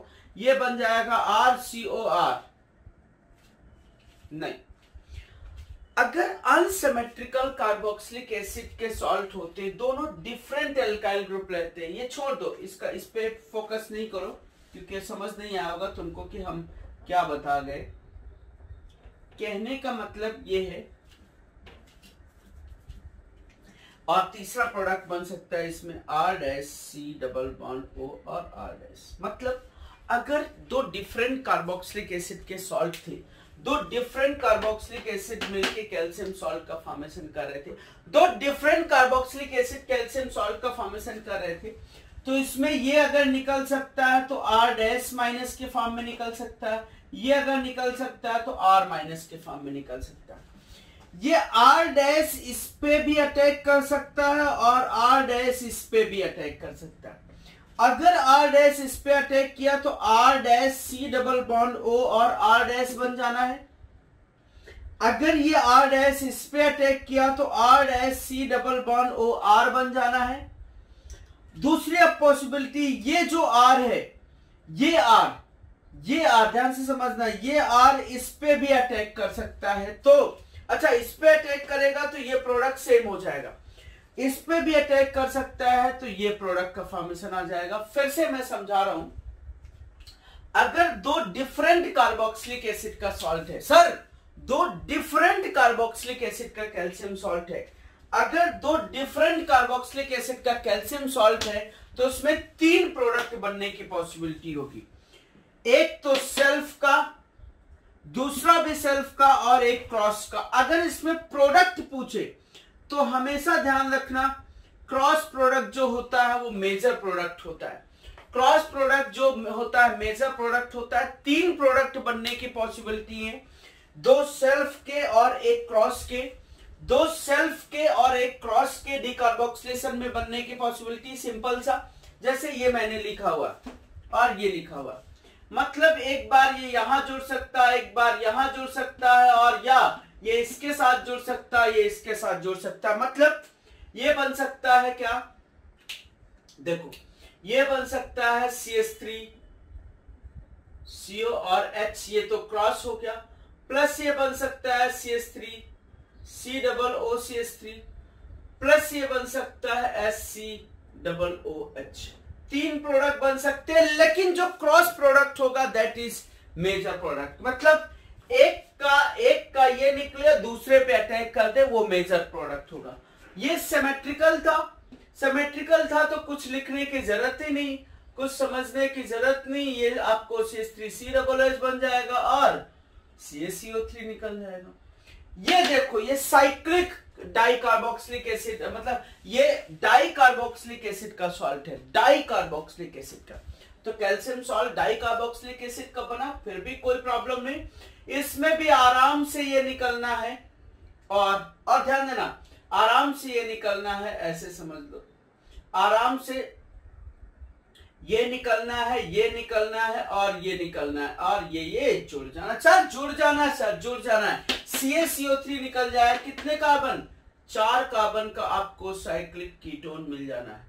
ये किससे बना होगा बताओ, ये डाइकार्बोक्सिलिक एसिड रहा होगा, ये 5 कार्बन का डाइकार्बोक्सिलिक एसिड रहा होगा, ये 5 कार्बन का डाइकार्बोक्सिलिक एसिड रहा होगा, जिसको हम ग्लूटेरिक एसिड बोलेंगे। ग्लूटेरिक एसिड के सॉल्ट का होगा। तो सर सिंपल सा, कुछ नहीं करो, कुछ नहीं, फिर से और सिंप्लीफाइड, इससे आप CaCO3 निकाल के देख लिया करो, CaCO3 निकाल के देख लिया करो। इसका भी कॉम्बिनेशन बना सकते हो और इसका भी कॉम्बिनेशन। इससे भी हमने क्या किया है, CaCO3 निकाल के देख लिया है, डीकार्बोक्सिलेशन। इसको देखो, ये भी अनसिमेट्रिकल है, अनसिमेट्रिकल है तो क्या प्रोडक्ट बन जाएगा बोलो, एक तो इसका इसी के साथ, इसका इसी के साथ, और इसका बन जाएगा। मतलब PH C double bond OCH3 plus PH COPH और प्लस CH3 COCH3।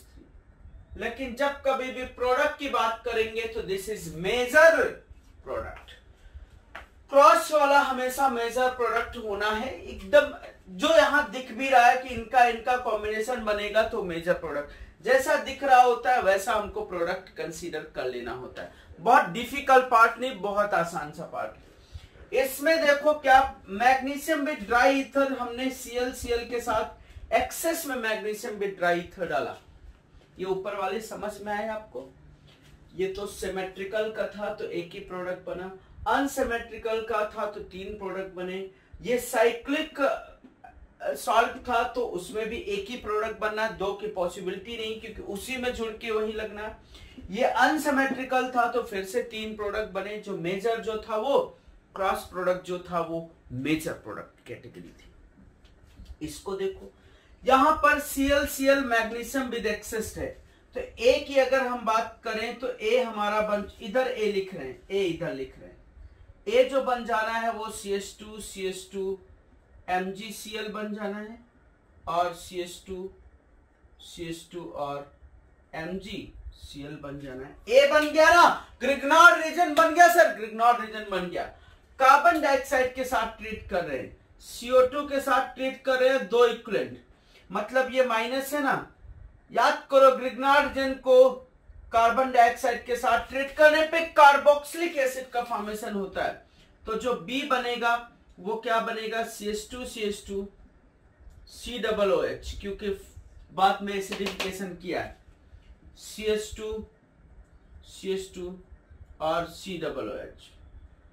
उसके बाद देखो C कैल्शियम हाइड्रोक्साइड डाला इसमें, कितना आसान सा है।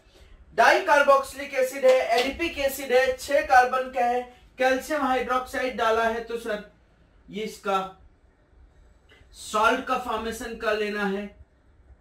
सॉल्ट का फॉर्मेशन कर लेना है C double bond O double bond O और OOC। कैल्शियम एडिपेट बन गया है, कैल्शियम एडिपिक एसिड का सॉल्ट था वो एडिपेट बन गया। अब फिर हीटिंग इफेक्ट अप्लाई कराना है, हीटिंग इफेक्ट अप्लाई करना है तो सर CO2 निकाल लेना है, सर CO2 निकाल लेना है, CO2 निकाल लेना है तो ये यहां से जुड़ जाने, कितने कार्बन का, 5 कार्बन का साइक्लिक कीटोन बन जाना।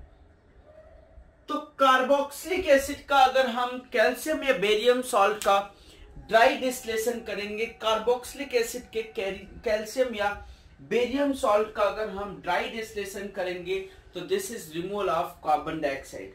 अनसिमेट्रिकल है, दो डिफरेंट कार्बोक्सिलिक एसिड से मिलकर बना हुआ है। अगर कैल्शियम या बेरियम सॉल्ट दो डिफरेंट कार्बोक्सिलिक एसिड से मिलकर बना हुआ है तो 3 प्रोडक्ट की पॉसिबिलिटी होगी, जिसमें क्रॉस प्रोडक्ट हमेशा मेजर प्रोडक्ट होगा। या तो दूसरी पॉसिबिलिटी हो सकती है कि साइक्लिक मतलब डाई कार्बोक्सिलिक एसिड का कैल्शियम सॉल्ट होगा, डाई कार्बोक्सिलिक एसिड का कैल्शियम या बेरियम सॉल्ट होगा। जब डाई कार्बोक्सिलिक एसिड का कैल्शियम या बेरियम सॉल्ट होगा तो उसको हीट करने पे मॉलिक्यूल के अंदर ही एनायन जनरेट करना, जो अटैक कर देना, उस केस में this will form cyclic carbonyl compound. Cyclic ketone 5 member, 6 member, 3 member, 7 member, जितने भी मेंबर बनना होगा बन जाएगा। This is simplified dry distillation of calcium salt of carboxylic acid. बहुत सिंपल सा dry distillation of calcium salt of carboxylic acid का concept है, dry distillation of calcium salt of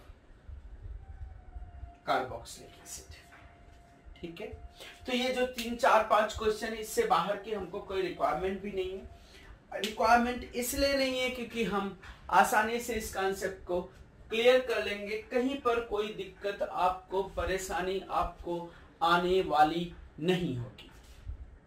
ठीक है, समझ गए, नोट करो इसको। यस, एक और हम छोटा सा पार्ट आपको बताते हैं डीकार्बोक्सिलेशन का, जिसमें यहां पर भी कार्बन डाइऑक्साइड रिलीज होगी, लेकिन कार्बन डाइऑक्साइड रिलीज कराने के लिए यहां पर MnO यूज करते हैं, मैग्नीज ऑक्साइड यूज करते हैं हीटिंग इफेक्ट में।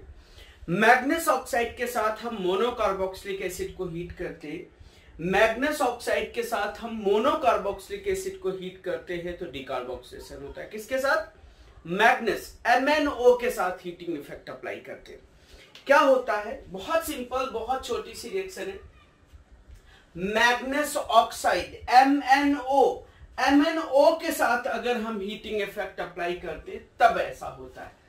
जैसे हमारे पास ये फॉर्मिक एसिड है, फॉर्मिक एसिड को अगर हमारे पास लिखा हो कि this is heated with MnO at 300 degree Celsius, तो ये प्रोडक्ट फॉर्म होता है फॉर्मल्डिहाइड, प्लस CO2 निकलता है प्लस H2O।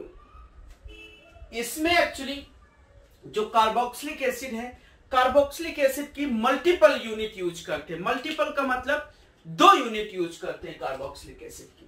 सिंपल मैकेनिज्म के पार्ट में ऐसा कुछ नहीं जाना, सिंपल सा पार्ट ये है कि अगर हम फॉर्मिक एसिड को के 2 यूनिट को, ये आपको 2 यूनिट नहीं मेंशन होगा, हमको यहां पर आइडिया लेना है कि MnO के साथ दिया हुआ है क्वेश्चन तो हम 2 यूनिट यूज करेंगे, 2 सिमिलर होंगे। अगर नहीं दिया है तो इसका मतलब 2 सिमिलर यूनिट यूज करेंगे, अगर उनको 2 डिफरेंट देना होगा तो वो बता देंगे आपको। इसको जब हम हीट करते हैं, एक्चुअली यहां पर ऐसे समझना है तुमको, एक H2O निकलता है और एक CO2 निकलता है, और दूसरा जो पार्ट होता है वो यहां से जुड़ जाता है। ऐसे ना समझो, ऐसे इसको समझो, ऐसे बहुत इजी रहेगा। ये हमारे पास H हो जाएगा, ये O हो जाएगा, ये C डबल बॉन्ड O और H, ये वैसे ही मैंने लिखा हुआ है। यहां पर भी एक यूनिट H2O निकलता है इस तरीके से, एक CO2 निकलता है और ये जो यहां लगा होता है वो इससे जुड़ जाता है। देखो, जैसे मैंने आपको CH3COOH लिया, CH3COOH को MnO के साथ हीटिंग इफेक्ट में बताया 300 डिग्री सेल्सियस। CH3COOH के साथ ट्रीट किया। तो यहां पर भी 2 यूनिट आपको किस तरह से ट्रीट कराना है, इस तरीके से OH plus HOCO and CH3। क्या होता है, एक यूनिट से हमको H2O निकालना होता है, एक यूनिट से CO2 निकालना होता है, और बाकी बचा हुआ पार्ट इसी से जुड़ जाता है, मतलब फॉर्म होता है CH3CO, CH3 plus CO2 plus H2, CO2 plus H2O, ऐसा ध्यान रखना। डिकार्बोक्सिलेशन कराना है, और अगर यहां पर अगर मैंने 2 डिफरेंट ले लिया like this 2 different carboxylic acid अगर यूज करना होगा तो वो देंगे आपको। 2 डिफरेंट कार्बोक्सिलिक एसिड यूज करना होगा तो वो आपको क्वेश्चन में प्रोवाइड करेंगे।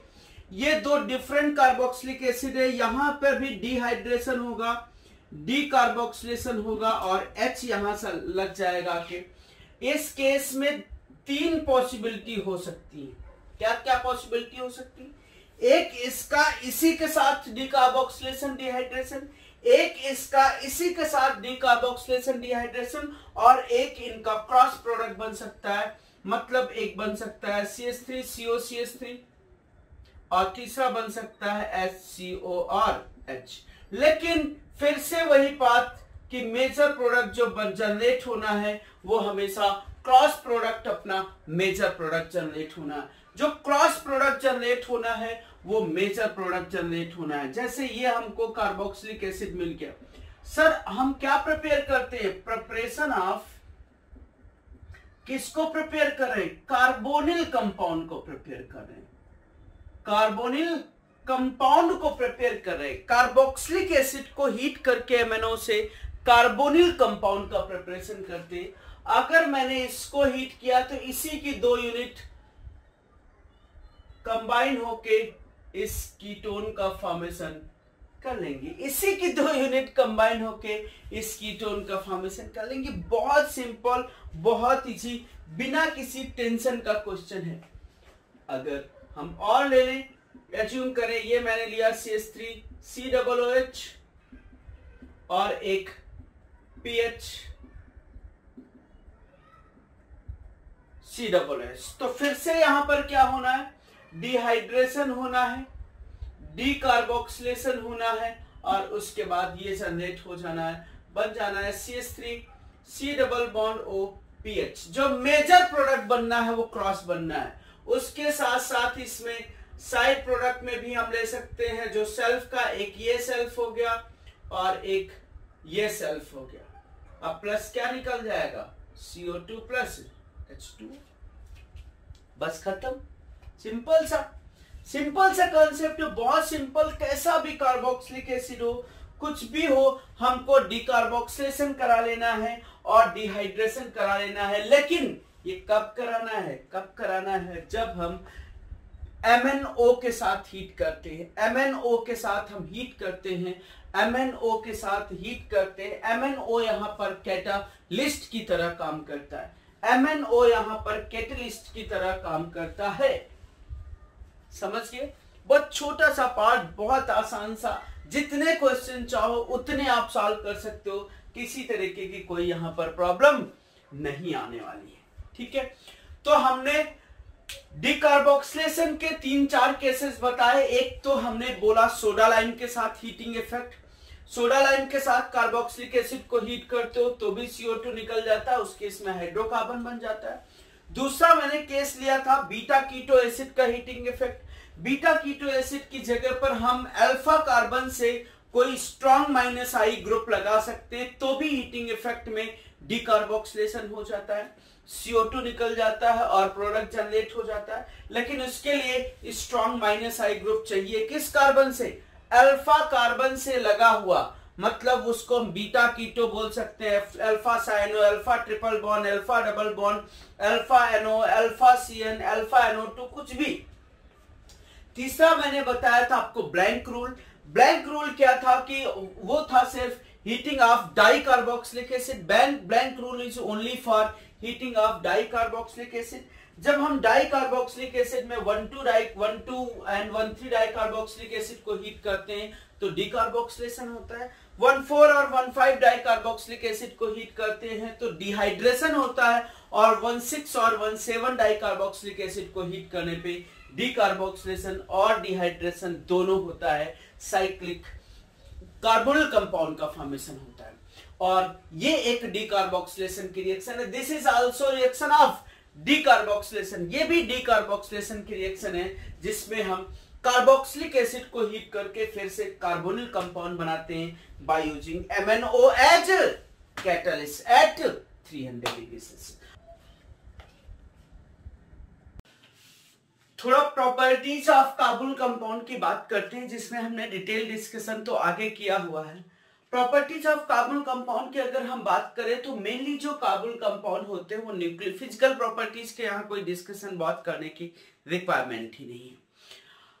मेनली जो कार्बोनिल कंपाउंड होते हैं they give nucleophilic addition reaction. बहुत पहले हम लोगों ने इस टॉपिक के बारे में डिस्कस किया था। Carbonyl compound mainly give nucleophilic addition reaction. Nucleophilic addition reaction में न्यूक्लियोफाइल आता है, वही इनका आरडीएस स्टेप होता है, वही इनका स्लोएस्ट स्टेप होता है। स्लोएस्ट और आरडीएस स्टेप होता है nucleophilic addition reaction. Slowest and RDS step होता है क्या? Nucleophilic addition reaction. न्यूक्लियोफाइल आता है, न्यूक्लियोफाइल जब आता है तो ये कार्बन लिंकेज के साथ O- बनता है और ये NU ऐड होता है। तो mainly carbonyl compound give nucleophilic addition reaction, जिसमें पहली कैटेगरी हम अगर बात करें रिएक्शन विद HCN तो कोई प्रॉब्लम नहीं। अगर हम HCN के साथ ट्रीट करेंगे, H+ है, CN- है, तो सबसे पहले न्यूक्लियोफाइल आएगा, और न्यूक्लियोफाइल आएगा तो ये O- बनेगा और ये C++ N का फॉर्मेशन हो जाएगा, और फिर H+ लेके वो किसका फॉर्मेशन हो जाएगा? OH और Cn। इसको हम बोलेंगे साइनोहाइड्रिन। साइनोहाइड्रिन का फॉर्मेशन OH और Cn है इसलिए हम साइनोहाइड्रिन है। एल्डिहाइड है तो एल्डिहाइड का साइनोहाइड्रिन, कीटोन है तो कीटोन का साइनोहाइड्रिन बना लेंगे। साइनोहाइड्रिन एक सिंपल सी रिएक्शन है, सिंपल सी रिएक्शन है। इसकी अगर हम हाइड्रोलिसिस की बात कर दें, एज्यूम करें इसकी हाइड्रोलिसिस की बात कर दें तो ये जो OH है वो तो वैसे ही रहेगा, और ये linkage Cn get hydrolyze into carboxylic acid. Cn के हाइड्रोलिसिस बहुत बार हम लोगों ने बात की है। साइनाइड हमेशा नहीं बात की है तो आप याद रखो, साइनाइड की हमेशा हाइड्रोलिसिस होके कार्बोक्सिलिक एसिड बनते हैं। साइनाइड हमेशा हाइड्रोलाइज होके कार्बोक्सिलिक एसिड का फॉर्मेशन करते हैं। साइनाइड हमेशा हाइड्रोलाइज होके कार्बोक्सिलिक एसिड का फॉर्मेशन करते हैं। ठीक है, ये बड़ी इंपॉर्टेंट रिएक्शन है, रिएक्शन विद अमोनिया और इट्स डेरिवेटिव, जो मैं आगे भी थोड़ा सा डिस्कशन किया हूं लेकिन यहां पर मैं बता दे रहा हूं। अमोनिया एंड इट्स डेरिवेटिव, ये रिएक्शन होती है इन एसिडिक पीएच में। एसिडिक पीएच में रिएक्शन होती है और पीएच जो होता है 3 से 5 के रेंज में होता है। कैसे? देखो, एज्यूम करें कार्बोनिल कंपाउंड। कार्बोनिल कंपाउंड हो सकते हैं वो एल्डिहाइड भी हो सकते हैं या कीटोन भी हो सकते हैं। एल्डिहाइड भी हो सकते हैं या कीटोन हो सकते हैं। देखो कैसे होती है। अगर मैंने अमोनिया लिया तो अमोनिया एक न्यूक्लियोफाइल की तरह काम करेगी। अच्छा, कार्बोनिल कंपाउंड में अगर एसिडिक मीडियम में रिएक्शन कराते हो तो एसिडिक मीडियम में H+ पहले चला जाएगा, ये OH+ बन जाएगा। जब OH+ बन जाएगा तो ये पाई बॉन्ड अपने आप क्या हो जाएगा? वीक हो जाएगा, जो बहुत याद रखने की बात नहीं। ये ध्यान रखना है कि अमोनिया या उसके डेरिवेटिव के साथ जब रिएक्शन होती, डेरिवेटिव में कौन कौन है वो हम बात कर लेंगे अभी। अमोनिया या उसके डेरिवेटिव के साथ रिएक्शन होती तो अमोनिया एक न्यूक्लियोफाइल की तरह काम करता है। ये O- बन जाएगा और ये NH3+ बन जाएगा, ऐसे समझो, NH3+ बन जाएगा। इसका मॉलिक्यूल के अंदर एसिड बेस होगा, एसिड बेस होगा तो ये OH होगा और ये N और H होगा, NH2। NH3 से NH2 बन जाएगा एसिड बेस होके। मॉलिक इसका H इसके पास चला जाएगा क्योंकि O माइनस बना था तो एसिड बेस होगी। ये रिएक्शन यही नहीं रुकती, उसके बाद क्या होता है, OH अच्छा लीविंग ग्रुप होने की वजह से ये लीव हो जाता है, यहां से H निकलता है और यहां से OH, तो डबल बॉन्ड N और H का फॉर्मेशन हो जाता है। मतलब ये है कि अमोनिया के साथ अगर शॉर्टकट में समझे तो C डबल बॉन्ड O है, N के साथ 2 एक्टिव हाइड्रोजन होना जरूरी है। तीसरा, ये H की जगह पर कुछ भी लगा हो सकता है, कोई एनी ग्रुप हो सकता है, मैं अभी आगे बताता हूं और उसके आगे भी मैंने बताया हुआ है।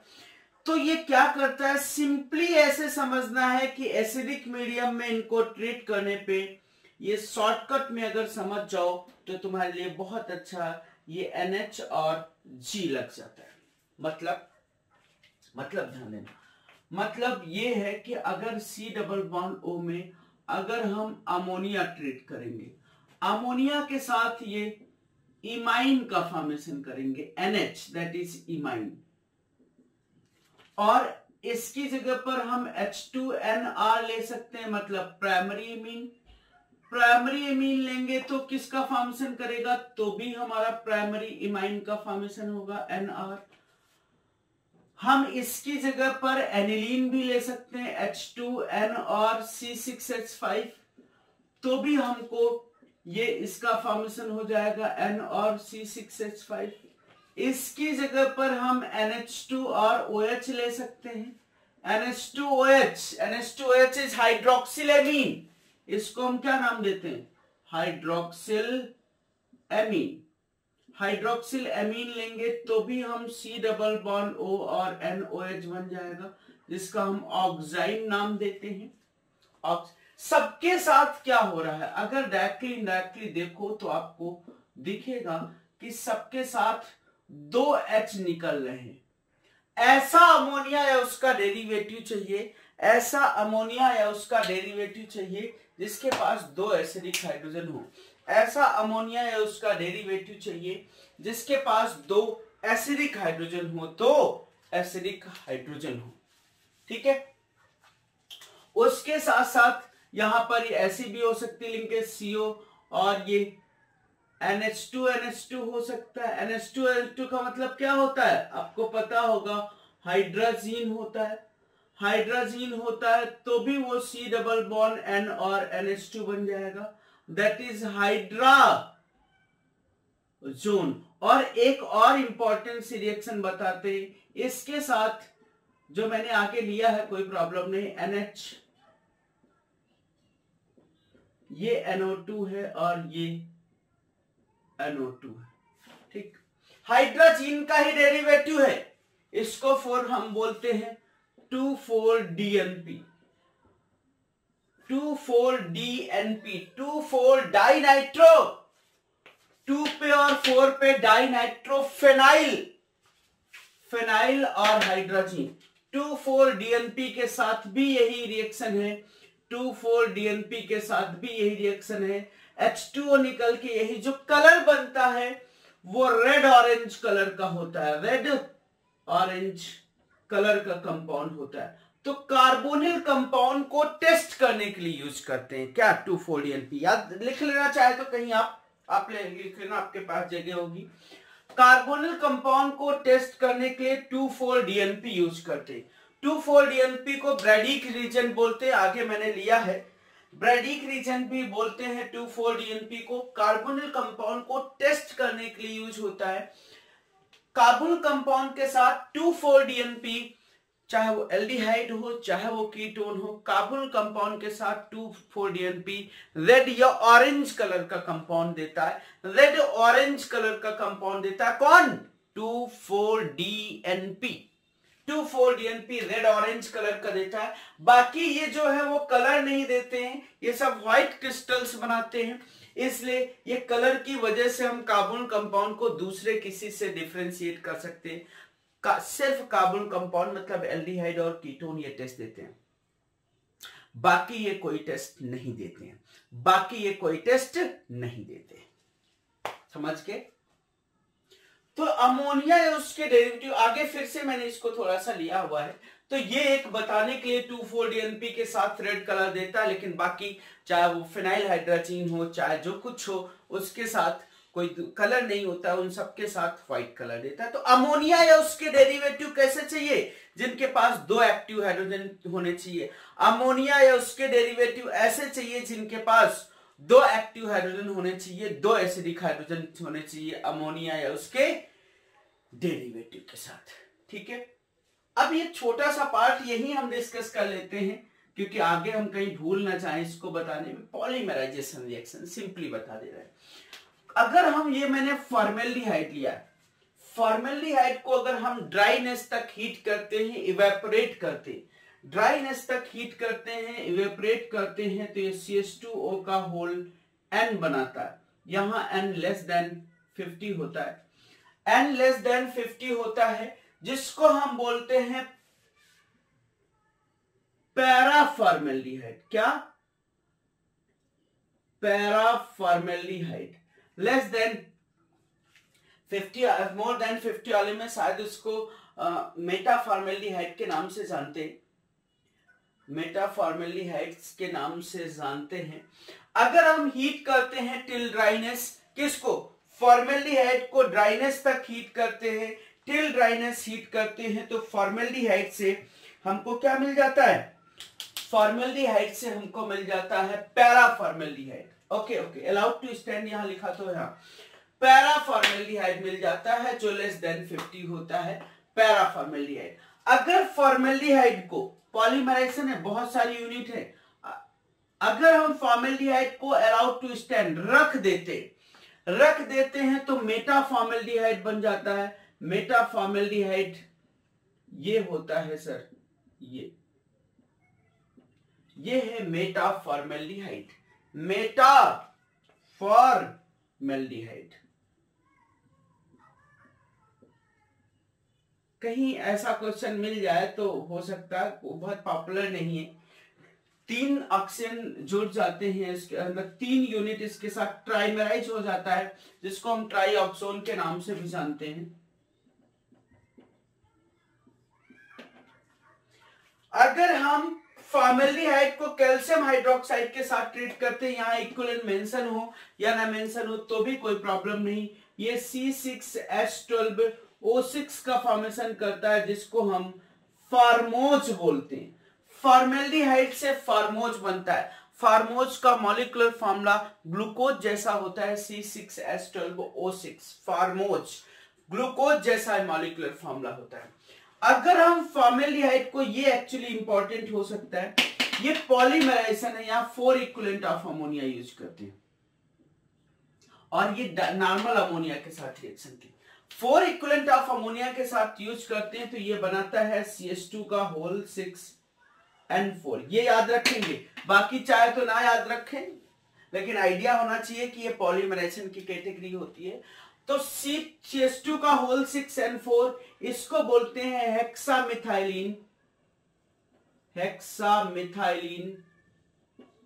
टेट्राएमीन। हेक्सामिथाइलिन टेट्राएमीन बड़ा इंपॉर्टेंट, बड़ा पॉपुलर कंपाउंड है। हेक्सामिथाइलिन टेट्राएमीन इज बड़ा इंपॉर्टेंट, बड़ा popular compound, that is also called as, ध्यान से समझना, इसका स्ट्रक्चर बहुत इंपॉर्टेंट है। स्ट्रक्चर बहुत इंपॉर्टेंट है सर, स्ट्रक्चर की वजह से ये बहुत ज्यादा पॉपुलर है। दिस इज N, एक N और है, ये N से यहां CH2 लगेगा, यहां CH2 लगेगा और यहां CH2 लगेगा। साइक्लिक है सर। हेक्सामिथाइलिन 1 2 3 4 5 6 है ना, 1 2 3 4 5 6। दिस इज हेक्सामिथाइलिन टेट्राएमीन और कॉमनली कॉल्ड एज यूरोट्रोपिन। क्या बोलते हैं इसको? यूरोट्रोपिन। यूरोट्रोपिन एक यूरिनरी एंटीसेप्टिक है।